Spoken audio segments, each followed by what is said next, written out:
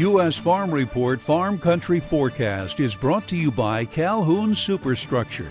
Engineered fabric buildings serving the agriculture and fertilizer industries for over 30 years. Visit calhounsuperstructure.com/AG.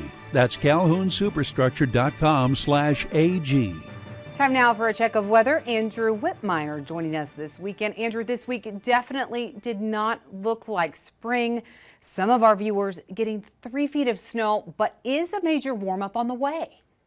And yes, Tyne, this map really does scream spring across much of the lower 48. Outside of the Pacific Northwest, we're going to be really looking at above average temperatures increasing here across much of the country.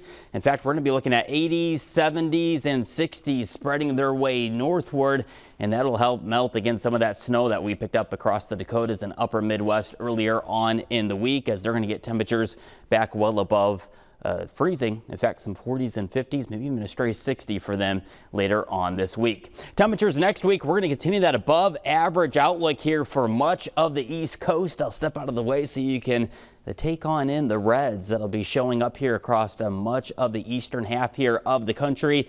And again, this is going to increase allergies as well as more budding out on the trees. And out to the deep south, we're going to see those trees really budding on out here across the northern states here as we go throughout the mid portion here of April, but still looking at below average high temperatures at times as we go throughout mid-April here up along the Pacific Northwest. Let's take a look at our jet stream here. As we go throughout this week, we are going to see a massive ridge likely trying to build all the way up across southern Canada. And again, that's going to allow this warmer air from the south to just feed up northward here.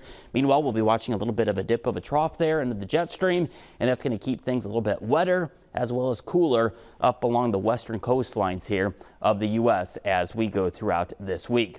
Check out our snowfall map here. Outside of a few snowflakes up across the Intermountain West, that's going to be about it for much of the country here. Not much snowfall to talk about as we go throughout this week of April and even on into the mid-month of April as well, which I'm sure for those of you, especially across the far northern states, are finally saying, yes, spring is almost here. Let's walk you through the precipitation map. Over the course of this week here, we're going to be watching some of the Gulf Coast states as well as Florida for a few heavier pockets of thunderstorms that will likely develop. Meanwhile, much of the country is staying quiet.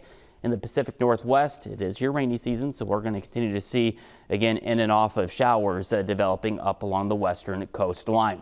Looking at the drought monitor for this week here, and we again continue to highlight the southern and central plain states that are dry. And again, we still need lots of moisture for the western half of Kansas as well as northwestern Oklahoma.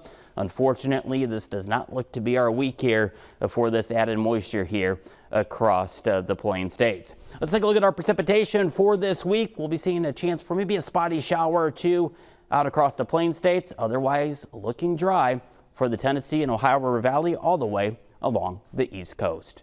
Tyne? Thanks, Andrew. Well, the market's shifting part of its focus to weather. Dan Bosse and Chip Nellinger join me next to talk about the market action and the main drivers